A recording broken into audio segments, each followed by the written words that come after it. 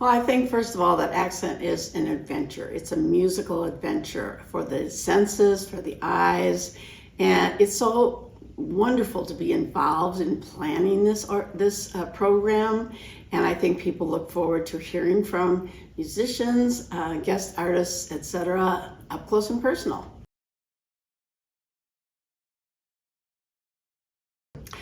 Well, I think the sweet spot is that we combine scintillating conversation and fabulous playing.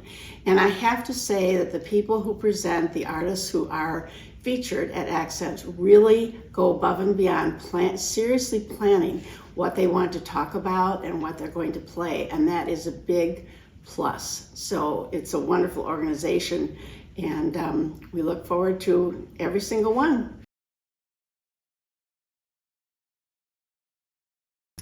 Well, what I start with is the upcoming season. So I'm looking at what musicians the orchestra is going to feature within the orchestra itself and what guest artists they're bringing, the music that they're programming, etc. And that's my starting point. You know, these musicians have such a passion for their work, and that is conveyed so strongly in our accent programming. Well, first of all, Accent will be celebrating its 20th anniversary in 2028. So that is a wonderful milestone ahead of us. And, you know, it represents many years of getting to know musicians. A lot of our people who come to Accent may be season ticket holders, but they're seeing the orchestra in a big concert hall far away from their seats for the most part. This is an up close and very personal experience, and the audience members feel like they've gotten to know the musician who's being featured.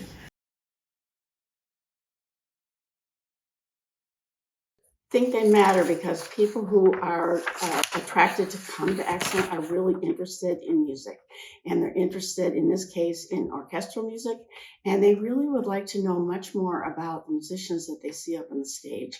And that really makes this so unusual that they really feel like they have gotten to know a musician. They've been introduced to him or her, and it's just a wonderful experience for them.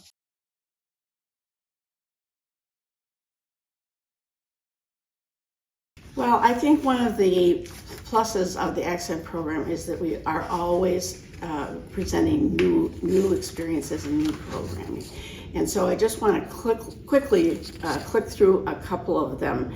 For example, we had the Mayo neurosurgeon, Dr. Kendall Lee, who operated on then Associate Concertmaster Roger Frisch, and that operation was filmed live. It's still available on YouTube.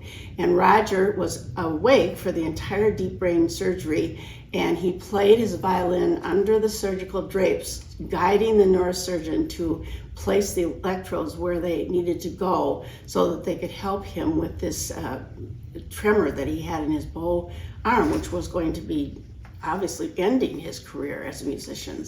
So that evening they were both there. Dr. Lee talked, we screened the video, and then there they were live in person, and Roger, of course, played so that we could see the results. So that was amazing. We've done other things, like we have partnered with the China Center at the U, and we did a Chinese New Year concert there, and that was a wonderful occasion because we featured some of our own artists, and also we had so many members of the China Center who came that evening, so it was a wonderful combination. Libby Larson, Grammy Award-winning composer, has spoken. She was our second composer for Kinderconcert Commission, and she's known worldwide. It was wonderful to have her. Osmo Vanska and Aaron Keefe have come many times to Accent, and Osmo is now conductor laureate of the orchestra, and Aaron continues to be the concertmaster. And they have for years sought to put out commissions for music for their two instruments, Osmo's being clarinet, and of course Aaron's being violin.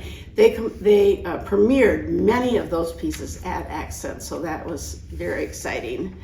And then of course James Ennis. We just had James Ennis. James Ennis is a Grammy Award winning violinist. He won our Young Artist Competition.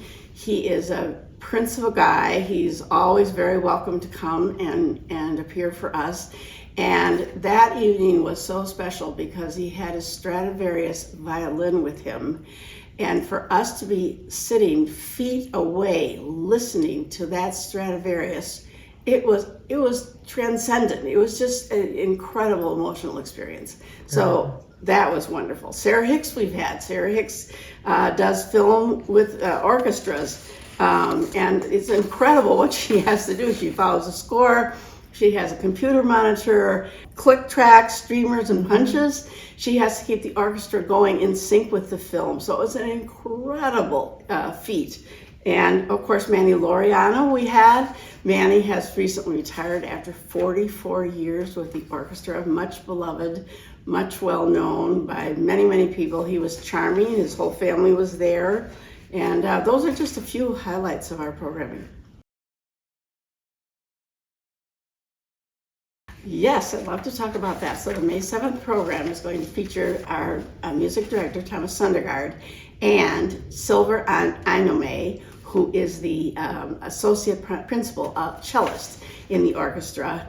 And they're both coming together, and Silver has worked already extensively on what he wants to play for accent. Again, they take this very seriously. So it's going to be a good duo. Silver is from Estonia, and Thomas, of course, is from Denmark. So they're kind of neighbors.